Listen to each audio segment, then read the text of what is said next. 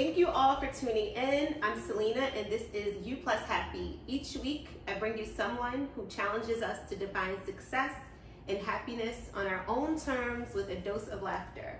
Remember to like and subscribe to the You Plus Happy podcast. You can also follow us on Instagram at You Plus Happy.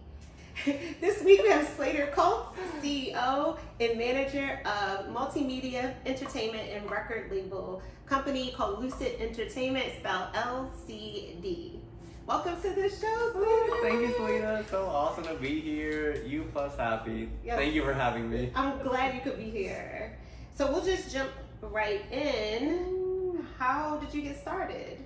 Oh man, so great question. Definitely was a series of steps of a personal journey to figure out, more or less not just what I was called to do in life, I guess what I was meant to do in life, living with purpose and just saying, okay, I had just graduated college in 2018 as a software engineer and was able to get my first full-time job, and I really felt, I guess, God kind of pulling my heart saying, you're meant to do more than even just this. And coming from a place where success wasn't guaranteed in any shape or form, even making it there, I had a lot to be grateful for, but I knew I had to find myself, get right with God, really figure out what I was meant to do. And so I set out on that journey in 2018.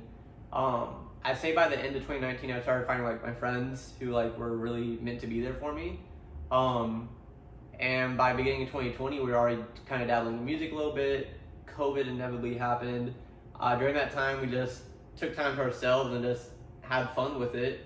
But by the time COVID started opening up, especially in Tampa, Florida, we had grown from 2 or 3 of us, and there's 8 of us now, all hanging out, sharing music.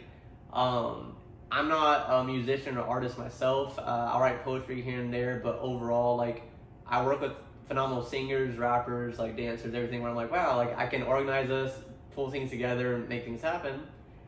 And I think it was just a random day. My and one of my brothers I grew up with, his name is Lucas Gomez. He's incredible. His artist name is Louis LG. He said, Slater, when are we starting the next Young Money? And I was staring at my apartment floor, and I was why not right now? We have 12 of us ish, and we're all highly talented. We get along great. We've known each other for quite some time now. Some of us are very new, but I just got to writing, and I ended up writing a whole 4-year plan. And even leading up to that 4-year plan, I got into a boating accident. I destroyed my shoulder, and this was Labor Day 2020, whatever holiday is in September. Labor Day, yeah. And I remember just being in a whole sling with my arm, in a sling, and I was thinking man, I want to see the world, but I don't want to see it when I'm old and gray and in a wheelchair. I want to see it while I'm young, while I'm able to do things, while I'm able to still create change and inspire and impact people. And so I just, from studying Jay-Z, Dr. Dre, Nipsey Hussle, just a lot of people I've always grown up with and looked up to, a lot of them all said the same thing. A lot of them all wrote a 4-year plan for themselves, and it wasn't even so much that the 4-year plan happened. It was more or less that on your way to success, by having just outrageous goals for yourself, you end up seeing larger than life things happen within your life. You're whoa, this is very real. Opportunities here. Your mind shifts in a way where you start thinking, seeing things way differently, and just abundance basically starts flowing all around you. And so I was cool, here's how the next 4 years are going to go. Here's how we're going to organize. And I remember calling a team meeting. We were not called Lucid. I think our group chat name was Power Rangers. Mm-hmm. It was we had some WhatsApp group chat with all of us. It was funny, but I said, hey guys, come to my apartment. We're going to have a team meeting pretty much. And so it was November 2020. And I read 8 pages in my notebook, all 4 years, hey, this is how it's gonna go. You guys be the artist, the team, I'll be the manager, and we're gonna work it from there. And everyone was yeah, I'm entirely down. And I was cool. And I felt kind of in awe because, especially I think growing up with such so for me to say a small voice, I don't think I've ever been the one in charge of everything overall. But being that position, it made sense, but I also trusted the people who were with me, and that was definitely super, super vital. And so having that confidence, say, okay, I got y'all's back, y'all got mine. we just sat down and said, cool, come January 1st, 2021, we're going to start this. Like, when you're off of work, like, this is what we're planning ourselves to do, this is what we're doing. We're going to navigate through Tampa, do this, that, and third, start expanding to other states, and then even other countries, and just grow. So wait, how did you? There's a lot. I have a lot of questions. Yeah, Go for it. Yeah, go for it, please. How did you know? Wait, so how did you know you wanted to make a change? Oh man, Like all the way back, because you went to school for software engineer, so that's completely different. I mean, I'm sure some of those skills may help in some way. Yeah, but yeah, that, a little this bit. wasn't your vision back then, right? So when you chose software engineer, right, I was like, cool, I'm Okay. gonna be an artist manager and work in music. No, but music did save my life, and you know, my background growing up, which is something I'm still learning how to even open up and like talk about in different ways. It was definitely from a very, very dark place. That doesn't make a lot of sense to a lot of people, but when you have like an unstable environment, you know, both on the outside and the inside, and then between moving different houses, not having like a good like family structure, to having to be the one to provide answers and come up with answers for people who are supposed to be taking care of you and raising outside you. and inside, out Yeah, in the world, and out in in the your world home. and in houses. Just, Okay, I didn't know if you meant the inside of yourself.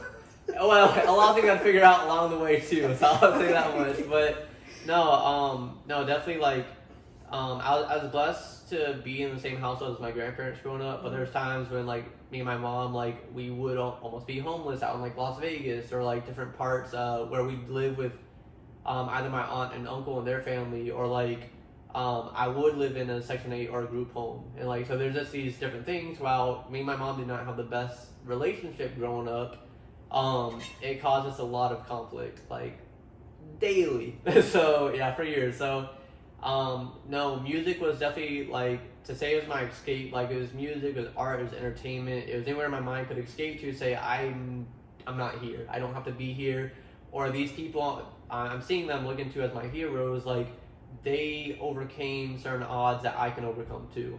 And I remember just getting a point where I'd be laying in my bed at night, like on my phone, just like I'd be studying, I guess, the lives of artists, right? Like, how did they go from where I'm at to where they're at? And something even had far less than I did. So how did they go further? And so I remember just becoming like obsessed with that point of just like, how do I get out of my situation? I wasn't the best at school. I was taking really challenging classes to get ahead, but it wasn't necessarily about school. It was like either like there's like a cute girl in class. I was like, oh, I gotta take that honors class or AP class or whatever it was, or I just want to be with my friends. And I always like either kind of be the smartest person or just learning more. I like learning, but I was never good at school, I guess. So I always had like a 3.0, 2.8 GPA, like however I could make it work. And as senior year of high school approached, I didn't know if I was going to go to college or not. Like my family did not have money. Like if I were to go community college, I just wouldn't know what I was going for. Like they didn't have anything that piqued my interest. And like one day I woke up, winter break senior year. I was like, I'm gonna be a computer engineer. I didn't even know what that word meant. I was like, I'm gonna do it. Like, cool. I like technology. I like how things work. I'm always down to learn more. And so I started like looking at USF, so University of South Florida, and it was like $120,000 for tuition for 5 years for to be an engineer, and it was some outrageous number. And I was like, all right, I can't even afford like $20,000. Like, you know, like here we are. So you know, I didn't have no credit or nothing really to my name like that. But what happened was spring semester started in high school, you know, last year, and my buddy Steven, he said, hey, like, do you know we're going to college yet? I'm like, no. He's like, well, there's this new university opening up in the fall. The first 500 students to get in get a free ride all the way through. And I was like, I got to apply now. And so I did, and you know, it's like, hey, you got to pass the ACT, SAT. And the thing is, I didn't pass the ACT or SAT. Like, I had like below average scores, which is weird because on the practice exams, I got near perfect scores, but on the actual exams, did not pass. I did not get like bright futures or nothing. And so what happened though was they accepted me because I've been taking college classes all along in high school. And even though I was getting like B's and like C pluses, B minuses, B pluses, A minuses, they said, you don't have to take a college readiness exam. You've been taking college classes all along. You can have college credit now. So I was like, sweet. So I was like student number like 287, and they said, "Yeah, all 4 years covered. You just gotta, maintain a 3.0 GPA." I was like, "Cool." And so whatever I did, like there's a point I was like living out of my car, working 2 jobs, like traveling 100 miles a day. So I lived in Wesley Chapel, and the school was based in Lakeland, and so I had to work in Wesley Chapel, and work in Lakeland at times, and go to school in Lakeland. So that was a 50-mile distance, and so sometimes I would have class at 8 a.m., be done by 3, have work at 5 p.m. or 6 p.m., and then work until 1, and then have class again at 7, 8 a.m. And so I would just make things work where I'd either sleep in my car, or if my buddies, I could be in their dorm room, just on the couch and like not up to their roommates. I would make it work. And no matter how hard the class was, if I had to study for 12 hours just to get it, like just get my reps in, like I just trained myself to focus and pay attention. If I like sleep inside like the school office building and like underneath the desk where like the lights would stay on, like I would, just to make sure I got it and passed. And so like I said, I graduated computer engineering, but overall, like I knew something more was speaking to my heart, but I still made it work. You so there's a lot there, but quite a bit. A lot there. Because you already answered any follow-up questions that I would have had of like, you didn't. It just sounds like you just did whatever you needed to do. Like there was no time for feeling sorry for yourself or excuses or it was just go mode. Like hyper focused, wanted to get out of your situation, and you just wanted to be in a different environment, different place in my life. And it's something that I hadn't been able to see for myself up close all that much, unless it was someone else's family or just someone else entirely. And it sounds like, because I was going to ask questions about living in your car, but it sounds like it wasn't even, you weren't thinking about living in your car. You were thinking about what you needed to do. Yes, at all times. Because it was like, I would literally like, I remember like there'd be times like, when like laying down sleep, like, you're over your like chair back and like, all right, like I got 4 hours of sleep and then I got another full day tomorrow, like whatever it is. Like I remember I would meditate on music and like I would listen to like either like Kendrick Lamar, like Eminem, Tupac, whoever it was, and just listen to their words and just figure out like how did they get to where they're at, where it's like they were clearly here and then they got here, and even when they went through challenging times when they had it good, how did they still overcome that to get further beyond? And I would just find inspiration in music and inspiration in their words, and things would just speak to me where I was like, okay, like I gotta figure this out. I'm not necessarily living like a life in the streets. I'm not necessarily like dirt poor, even though I am like living paycheck to paycheck. I might even be paycheck and a half ahead. Like I'm making it work. And so I definitely did that for my first year of college. After that, I was able to leave home at 19 years old. I call it running away, but it's really just whole life situation with my mom happened where I was like, cool, like I can go. And I ended up moving in with roommates, and I was able to take care of my corner. Yeah. But you were running away, you were making a decision that was best for you. Like, it doesn't matter. I feel like sometimes we feel obligated. This is a quick aside. Sometimes we feel obligated to stay around our families. But if they're still people. Yes. And if you gotta get away, you gotta get away. Period. Yeah, very much. It was no, there was definitely a lot of like court like I'm gonna say a lot of court stuff that was going on in my like family's life at that time. And like I said, when I say I had the opportunity to like leave, like got in there within an hour, had all my stuff packed, gone, like, and numbers were blocked, everything else, and I didn't talk to people for over 2 years because I was like, I gotta focus on what I'm doing. Yeah, I'm so, not that you need me to say this, but like I'm so proud of you for not for just, even though it's family, cutting them off, because you hear people wrestling with that because it is their family. Okay, so you did go through that. Well, no, like what I'm saying is like I've seen people struggle with that for years. Yes, and they know they need to cut these people off. And you just hold it back the inevitable and just doing more and more harm and more damage, right? So I'm like, that's inspiring to me. I mean, I don't want to leave anybody, but I'm just saying, when it's time to cut the cord, it's time to cut the cord. Yeah, no matter what it is, like abusive relationships, abusive people in your life, like people that don't even want the best for you, or even people like you dragging you down. Like, don't be afraid to cut people off and leave, because it's not necessarily running away. Sometimes it's giving you like, you gotta move to a space where you can breathe. And if you can't breathe like properly, it's like what's breathing properly? Like right? Do that without your like breath, like rattling, shattling, all that other jazz, right? It's like if you can't do that, you're probably not in a good space. Yeah, and you can't make you Good can't decisions. think. You can't make it right exactly. And so Yeah. I know a lot of people have been there. I've been there where it's like I cannot think in this environment. I can't function. I can't be. I'm only surviving. Like this is the only thing I'm doing in this space. Yes. And it's a really hard feeling.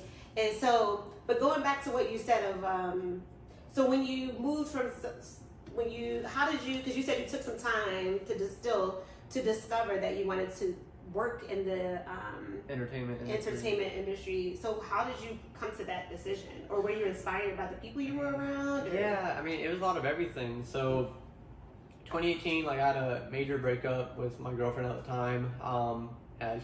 She was incredible, just wasn't for me pretty much. And we've been together 6 years, and I was like, I realized a lot of things I'd gone through growing up turned into PTSD. I actually had trauma responses, and I ran away home at 19, so at this point I was like 21, I guess 22.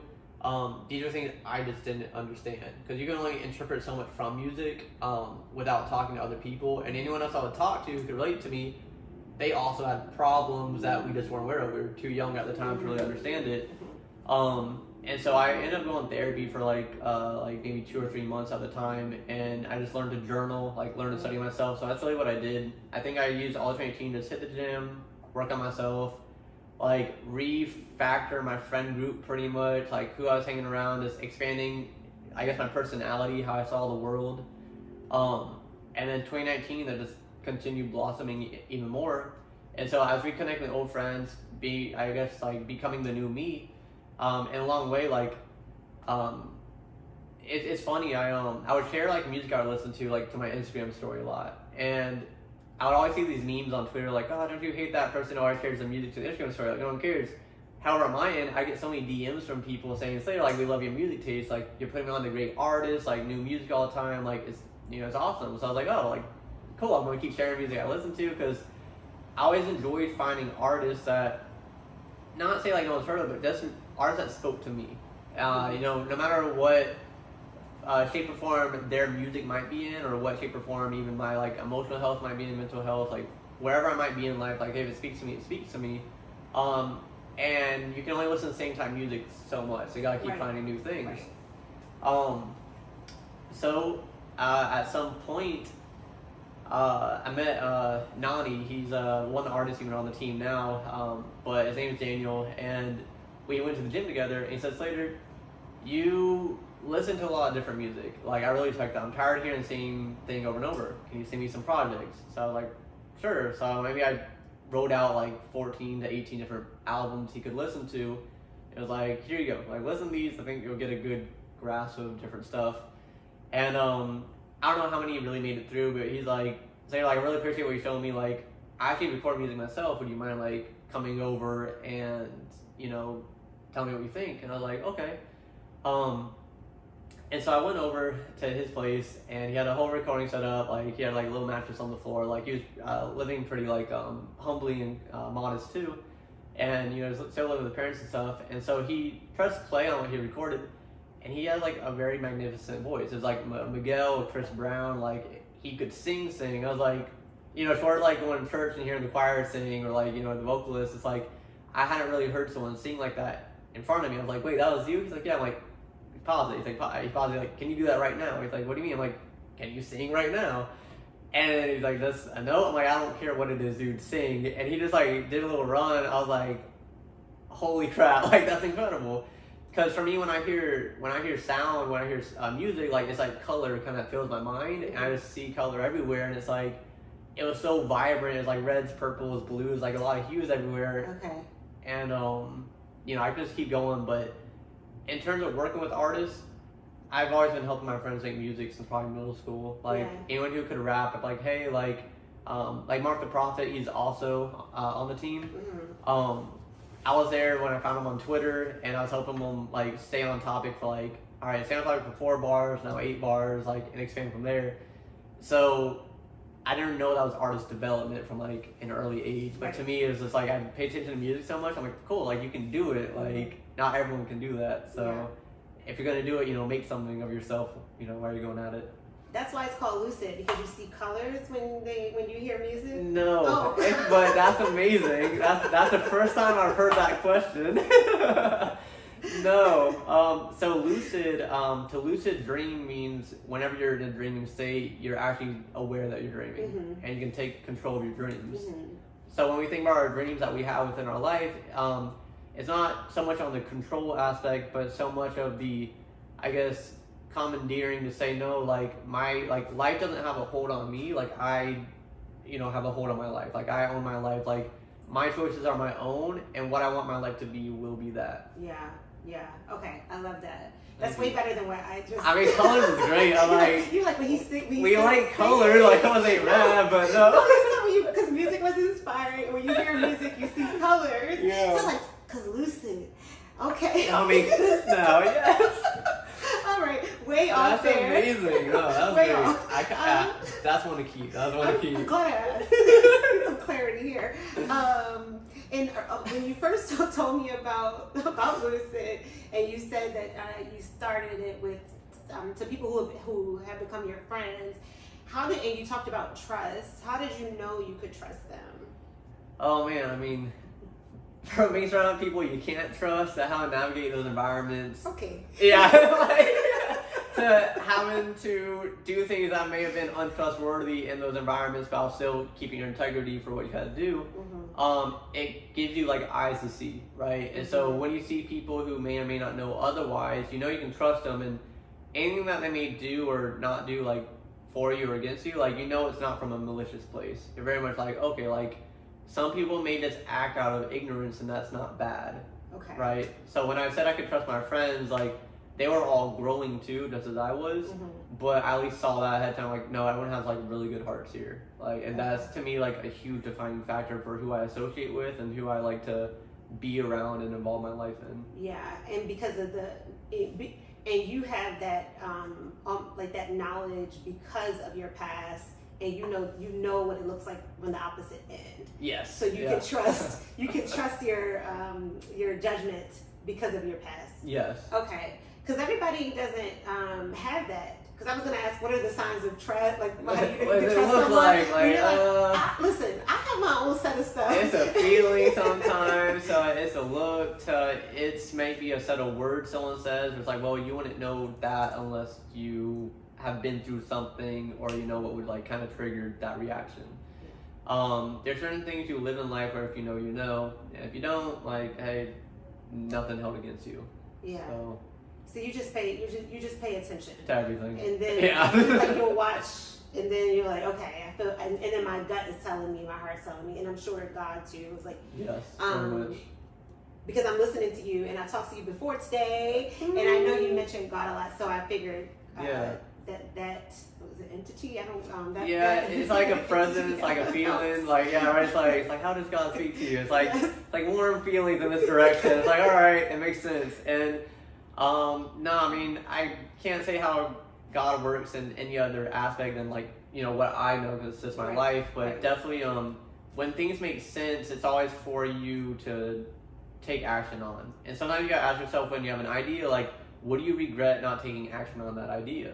And if the answer is yes, it's well, one promise that I made to myself back in 2018 was I don't want to live a day where I regret not doing something. I don't regret anything that I have done or have said or anything of that nature, no matter what seat it lands you in, because I would rather speak my truth, say what was on my heart, than to have held my tongue back and let something pass by me. And so again, to me, that just comes with living life and trusting God, and I believe also trusting yourself too. A lot of people don't trust themselves, and because they don't trust themselves, they don't know how to trust other people. That's a huge thing I see. Such a good way to say that. Oh, thank you. It shows me how naive people can be. Again, not a problem, but say you're making a business plan or a game plan, and it's not that risky to you because you've seen way riskier things. But it's all relative. So if one of your new business partners that you're I really like this person, I want to do business with them, blah, blah, blah, blah, blah. Well, if they don't have the same level of risk, or they haven't experienced as much, say loss or hardship, then your 15% might be their 80%, and it's like, oh, like, if this is gonna be that big of a deal, like, we don't gotta do it. Like, it's not that big of a problem on my end, so I'm gonna make it happen regardless. But with that said, like, there's also things I've had to learn in this journey that while my past has helped me get up to speed on, for sure. I mean, and it's not gonna teach you how to do, like, put business on a document, like, know when, hey, it's my turn, your turn, like, what that is worth to this, of that, and the third. And so these are things that you just learn along the way.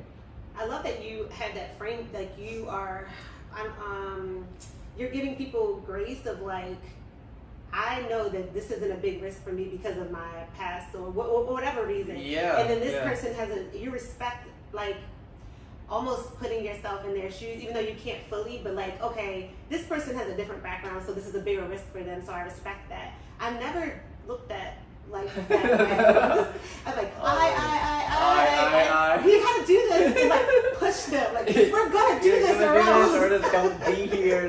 Right. I find that is a valid way to go about life. Like,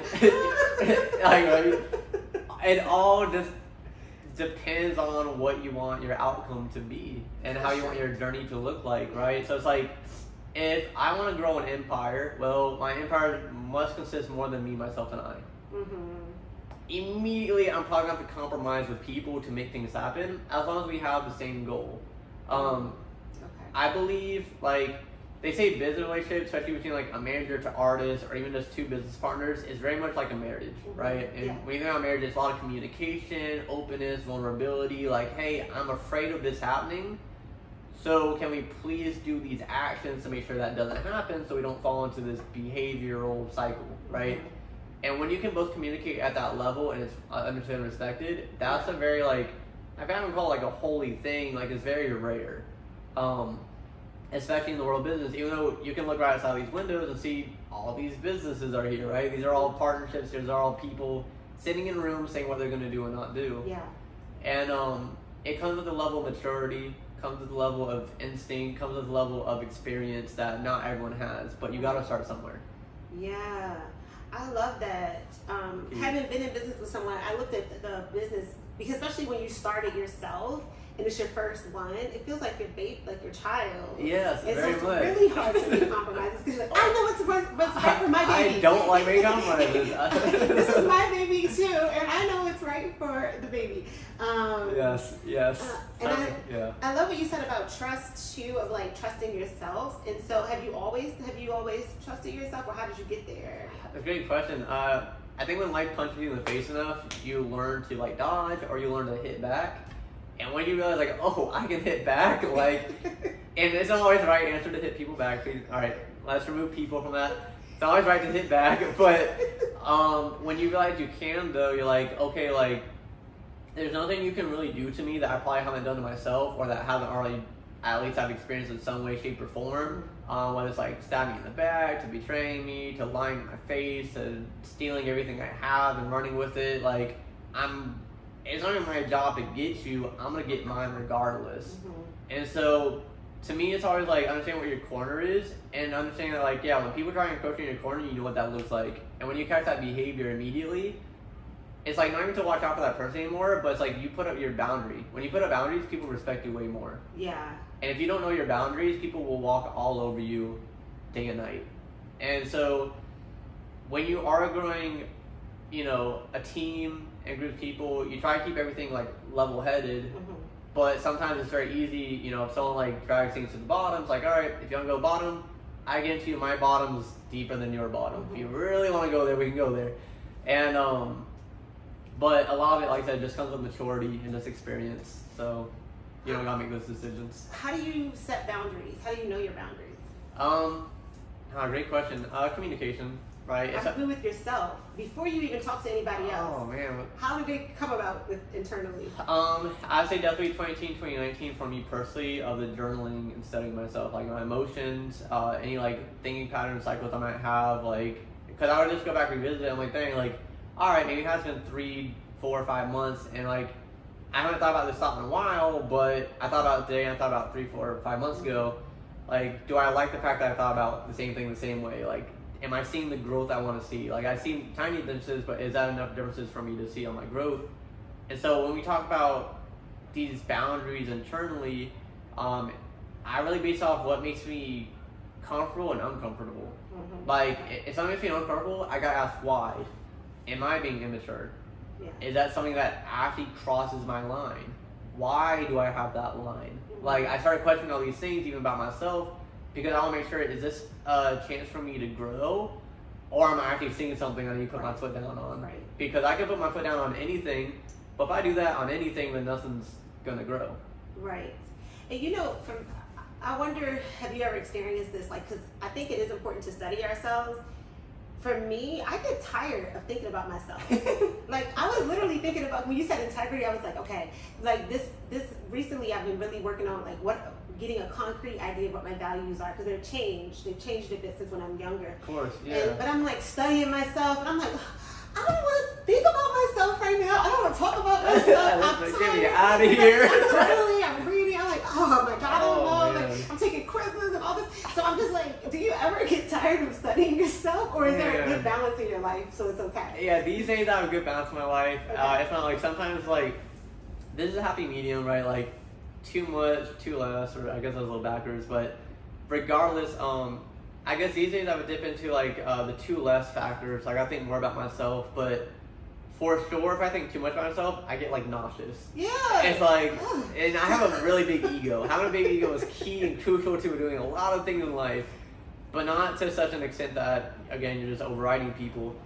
But nah, I mean, I don't know. So like, I do get tired of myself, but what choice do I have? I wake up on me, I go to sleep on me. Like, you gotta learn to love yourself at every chance and turn you can. And if there's something you don't like about yourself, then ain't no one else gonna fix it for you. Like, I think it's the work part, like, because like doing the work on yourself. Because like you said, you have to study yourself, study how you respond to this, and then whatever is in front of you, like studying yourself in congruency or whatever with that. Subject and relation. Yeah, I'm like, oh my God. So, yep. Doing the work for yourself, it's called work for a reason. It is work. I love it. It's addicting for me. I like it, but it's exhausting sometimes. Yeah, exhausting. Yeah, it can definitely be exhausting. For me, I'd say it's for sure an addiction. Because to me, like, I want to be the best me that I can be, and to that end, like, I just won't stop. Yeah. Because I've seen like what the worst side of that is. I've come from where people did not want to be the best version of themselves, or people had a very like perverse thought of what the best version of themselves was. Or it's like, yeah, I'm getting better. It's like, no, you're not. It's actually getting way worse. It's actually detrimental to everyone around you. So, just like I said, a lot of experiences make it, you can't take it off, you can't forget it, you can't take it out of you. You're just like, that's it. Yeah. I'm wired that way. Yeah. Wait, I'm curious. What were these people doing? I mean, what's an example of like when they're like, "I'm getting better," and you're like, "No, you're not." Like, they weren't doing better. What's an example? This might not be legal to talk about. You don't have to. But let's just say, you can have certain fights that can escalate to where they're no longer fights. And when this is a daily thing in your household, and it's more of like a survival of the fittest mentality, that's not a healthy environment where you're coming home from school, or adults are coming home from work and they're just at each other's throats with different objects that may or may not puncture different things, right? And when this is a daily occurrence to, you got, I'm gonna say vocal raising matches, right, to keep it soft, until 3 or 4 in the morning every night, just repeatedly, creates a lot of things where you just see a lot of stuff, you're like, this ain't getting better. Like, this is, I see. And now you got people intervening who might wear certain uniforms, right? I love the way you are making this very, not Disney, very... it works, yeah. The language is very, what is like, not PC. Anyway. You get it. Very much so. So it sounds like there were a lot of, I've been using like W's and L's a lot, like a lot of losses and wins. Language, I know that's not language you may use, but what have you been? You would use a nicer word, less than ideal situation. Yeah, right, interesting predicaments. You're like, wow, I didn't have a choice, but I'm here. With all the because things can be cycles, right? And then Yes. and then we good and bad, and then we can perpetuate situations and blah blah blah. So when you've had a lot of L's or less than predictable, less than satisfactory predicaments. less than satisfactory predicaments. How do you break that cycle of like, or not letting them? You just stay in that because yes, you get it. Yeah, no, I mean, great question, right? These are the, once you start feeling, you got like trauma responses, right? Like, oh, this is a thing, like this thing got under my skin that happened that wasn't that serious, but it gave me a reaction of when it was serious, right? I'm still learning quite a bit. Like I said, I'm way better than how it was like 2018, 2019, even 2020, but again, comes to studying yourself. Like, just understand, like, there's not a lot of things out there that should get you upset, and the things that should get you upset should be something worth getting upset over. Okay. As well as, like, a lot of times, like, feelings of, like, inferiority. Like, you know, especially when you are a kid in a situation, you feel powerless, but you want to, like, gain control. Like, you understand, like, cool, like, your hunger and thirst and ambition might not come from a place that is the most healthy. Mm-hmm. But, you know, coming to terms with that, I think, is a journey that you have to undertake within yourself. Mm-hmm. I think for me, coming to terms, it's like, it's gone from, cool, let me get out of my environment, right? So that's more of like a survival thing. Right. To now, like, okay, like, how can I make the world a better place? How can I save the next kid? How can I, like, you know, if I can dance a certain way without saying any words and you get what I'm saying, right? That's how I did now, the predicaments and stuff, right? Right. If I can do this to the next kid who's going through it, can it click for them? Yeah. But I love that too of like, somebody could have went through, like, there's Slater and then there's Sam, right? And then Sam could have went through an identical situation, but Sam could have become a victim of his, you know what I mean? And even if he left the situation. I grew up with a lot of Sams who aren't here today anymore, right? And it's like, whenever you have those friends who literally aren't around, you can't call them up, like, it's just not an option. And you've been with them in those moments, right? You can't take those moments back. Right? And so when you've seen that, like, is 1 time too many? Is 2 times too many? Is 3 times too many, right? And you start just ask yourself as it keeps happening where, you know, it's nothing that you can do. And that's a conclusion I reached after much exhaustion, right, of my own self, where it's like, cool, like, I may not have been able to save the last one, but maybe I can help prevent the next one. Yeah. And even too, that can be a thing where you can't save everybody. And so you gotta come to these understandings that are healthy balances and boundaries for yourself. Otherwise, you're gonna explode all over again and actually become the next, like, if I say victimizer, like, you might become the very monster you're trying not to be. Yeah, right? That's so good. So, not good, but self-awareness is yes. key. But I just wonder too, like, I don't know, I think, and I'm thinking this in this very moment, that I think sometimes some of us are just born with a different lens, because, like I said, like, for you to be in that situation and completely change your life, and you refuse to be a part of it, and it, like, that was a choice that you made, but so many people wouldn't make that choice. You're right, and I don't know where it comes from. I can talk up to my inspirations, right? Like I said, I would go just listening to Jay-Z or jazz music, whatever, and just, if I'm listening to an artist, I would just be so captivated by their words, and it's just like, whatever song I was listening to that speak to my soul at the time, it was just, I felt like it was a message for me to receive, and just a puzzle for me to figure out. And that's just what kept me going. To when I would have my friends who, you know, struggle with overdosing or whatever it was because they couldn't get through their situations properly, I was always a shoulder to lean on. And when you see yourself being a shoulder to lean on, you don't have time to also partake. Right? And that's really what it is. And I found through that is a good answer of, when you don't give yourself time to fail, you don't fail. Like, That's it's like saying it can't be that easy. It's like, yeah, if you got enough time to fail, you probably got too much time on your hands and you're not doing enough. Like, of what it is that you're supposed to be doing. All right, interview over. I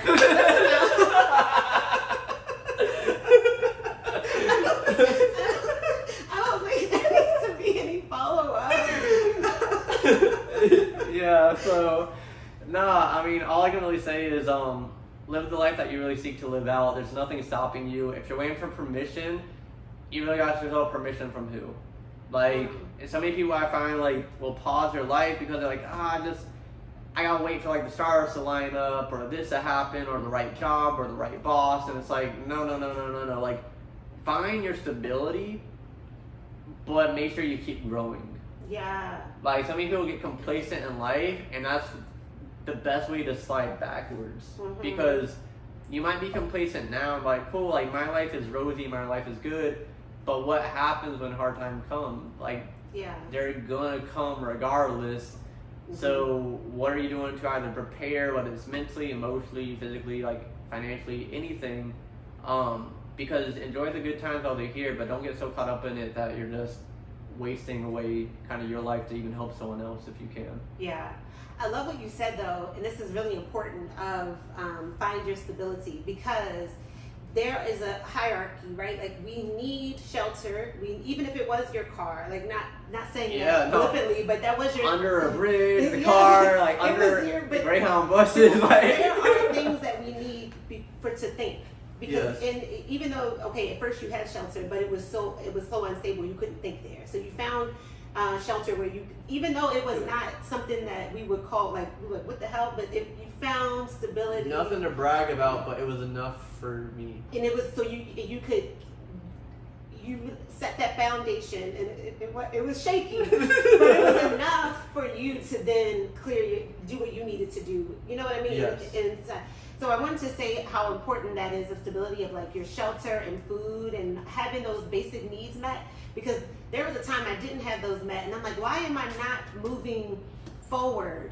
And then I'm thinking about this, I'm reflecting, I'm looking at the hierarchy of needs, and my basic, so I say hierarchy because it's a pyramid, right? So obviously the bottom part is the biggest, and if I don't have these things, this stable, those parts, foundation, I can't do the rest. And so those feelings are valid, because I was beating myself up before I thought about that. I'm like, why am I not moving forward? Why am I doing this? And it's like, no, you stuck in the cycle. You don't even have those basic needs met. So I love that you said get yourself stable, because I don't want anyone to listen and think, oh, you should just always be doing all this stuff. Like magic. No, your like, feelings are valid. You are human. You cannot function in, like, it's like a plant or something. You can't grow in certain environments. It's just not possible. So you have to get yourself stabilized. yeah, that's exactly it. Stabilized and very much grounded, and figure out, like, as you say, like, figure out what grounds you. It's like,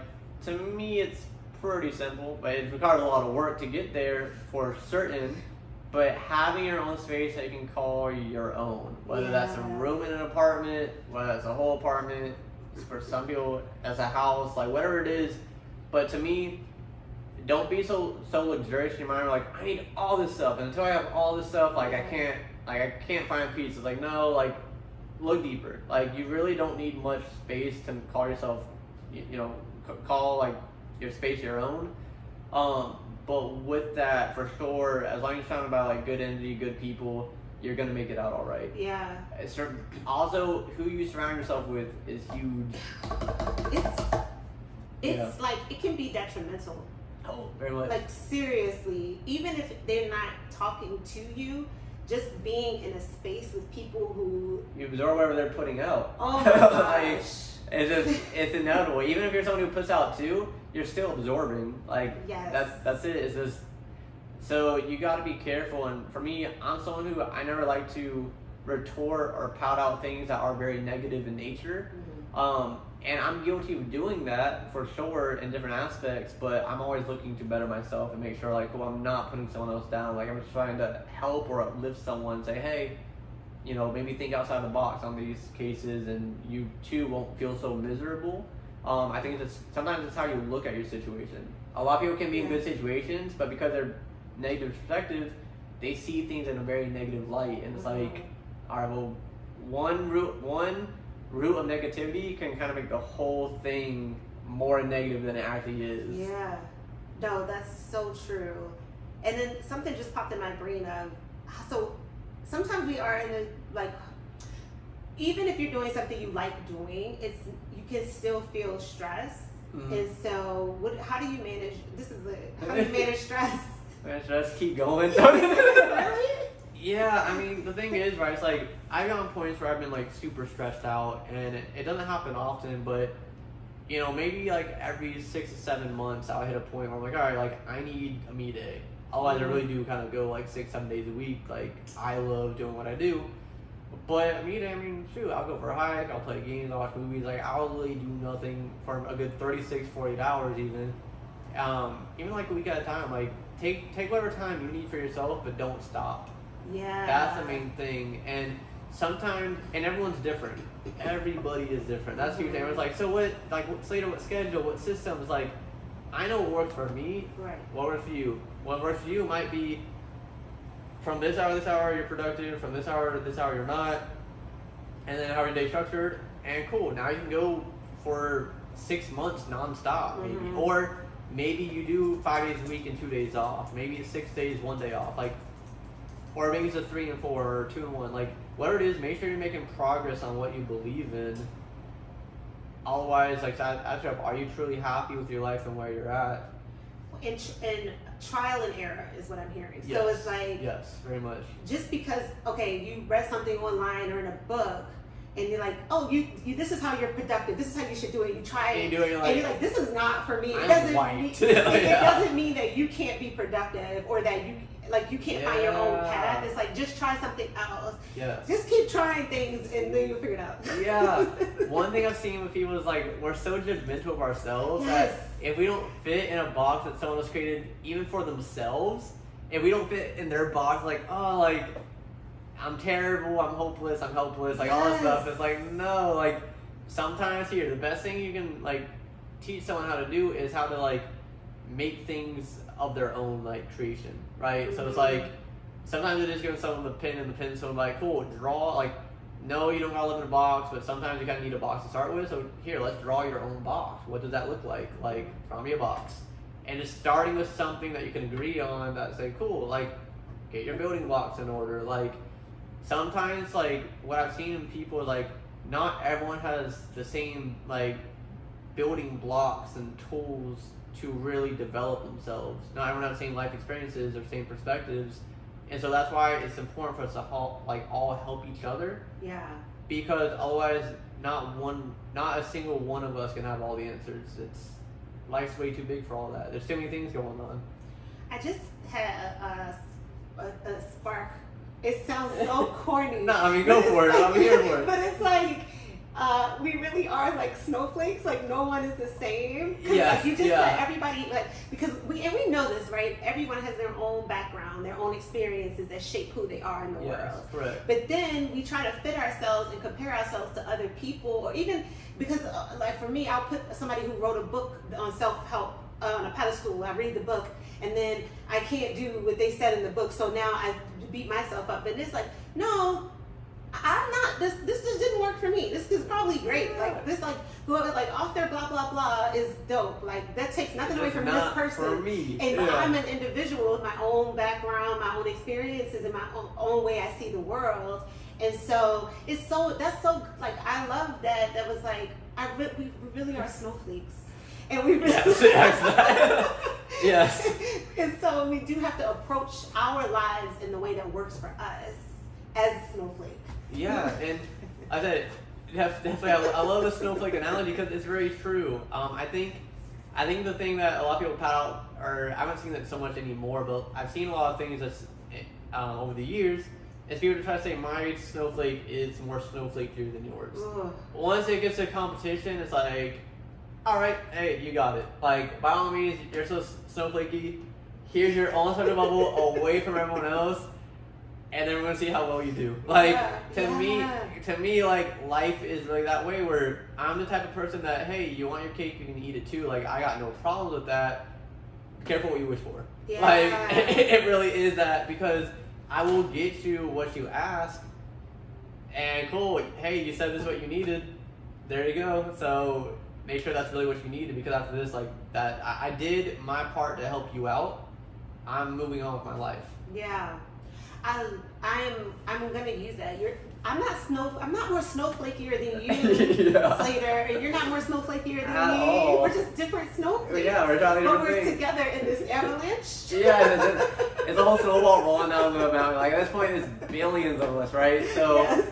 it's just making this whole spinning ball that we call Earth like work for all of us, and I truly believe it can. I just think a lot of people are really lazy with how they think, or just don't fully apply themselves to what's around them. Yeah. And so if I can just play my part in life and kind of help people wake up more, to even just inspire and impact as many people as I can, to say, hey, like, if I can do it, you can do it too. Like, to me, that's everything. Like, I don't know. That's Yeah. probably my whole life journey to the day I'm like 80 something, and like, you know, so. I don't have I don't want to be like negative, but I do. That's important that some people, like, we can be lazy in our thinking. Even when I was like, it was exhausting me to think about my values, my new values, or like doing a checkup. I was doing a checkup. Yeah. Do these values that I'm living my life by still Makes work sense. for me? Right. Yeah. Because I'm not who I was when I set those up. Because we're constantly evolving. But I think it's important to shed a light on lazy thinking and like being almost vegetables, like watching too much TV or too much social media. That can I sound like an old grandma. That turn your brain into mush. Into pudding. Right? Yeah. But it does. It is true. One of my things I did back in 2018 for sure, even 2016, 2017, when I say I unplugged, like, I stopped paying attention to a lot of stuff social media, which is funny because I'm an arts manager, I do a lot of things. To me, I pay attention to how people think. When you pay attention to how people think, you know how people move. Social media is just a huge expansion of that, but at the end of the day, it's when you find something you really love, then you gotta work relentlessly towards it to succeed in it. That's gonna look relatively, if I said the same in every aspect, I've seen enough industries, worked with enough people to say, like, it doesn't matter what you do, work relentlessly at it. Like, well, what should I do? If you're asking that stuff, you haven't learned enough of what to do, then go to YouTube. Like, there's TikToks now, like, you can see millions of people doing it. Like, well, how do I get started? Google. You even got ChatGPT these days. How do I get started? Yeah. That's too complicated. ChatGPT, dumb it down for me. Right. Like, we have these tools and resources available to us now that's like, to me, there's no excuse. It really just do it. And I speak it for myself, where this past week I ordered my 2 whiteboards in, so I got huge whiteboards on my walls now to like write, and like I use Milanote, type out all my notes and stuff on my laptop. Cause I mean, I'm gearing up to do my own TikToks, my own YouTube videos, where I'm even like planning my content for what feels natural and right for me to do. Because while I am busy, I do want to put myself out there. Yeah. So whatever it is that you want to do in life, like, just make sure you study it well and you apply yourself to it. And if you feel like, well, I need $1 million to start, it's like, no, like, you just need some work ethics and some grit. Like, it's gonna be tough, but make it work. Also, having a great relationship with time. Yeah. Yes. Yeah. That is huge. I know for me, I guess they're calling it time blocking, but like writing my time out for the whole day for everything I have to do, even if it's like run to the grocery store. Well, I have this amount of time today to do that, or to add in those mundane kind of tasks. But they have to get done. I still have to eat. Like, hello. But I think planning everything out is. You will be. I was shocked at how much I could get done in a day. Yes. Where you like, and I even put in. I scheduled playtime because I know I need to get up and dance or go look at some memes or sing a song or something. Yeah, be you. I give 30 minutes for that a few times, and like trial and error, and it's a lot of work. But when I like, if you fail to plan, you plan to fail. Yeah, right. Like, you ain't wrong, but like sometimes you can freestyle it too, I think. No. Yeah. You can. Some people work better freestyle. Yeah. I need structure. Yeah. I'm a structure girl. I freestyle my structure as I go. Trying to get better with it, but for sure, I mean, there's just a million things I can talk about, on any of these topics. But all I can say is, live the life you've been given, and if I say really make the most of it, just stop holding yourself back.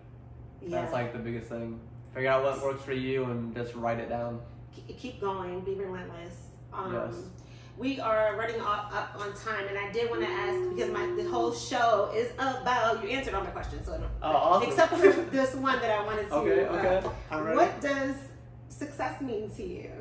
Man, this is incredible. This is something, I think my answer has not changed on any other question more than it has on what success means to me. I don't think it ever meant money to me, right? It's like you're having $1 bajillion to your name. Like, I don't think at any point ever meant that. But I think the older I get, the more success means to me is like seeing your dreams come true, for sure. Seeing the happiness in your life kind of blossom with the people that you love. I've definitely seen it where you can succeed on your own, and succeeding means, you know, achieve a goal. Like, hey, I did it, and now like I'm here, and you're very like lonely at the mountaintop, right? Like, if you're the only one who did it, what do you do? You know, and it very quickly comes out, and that, hey, if that's you, by all means, let that be you.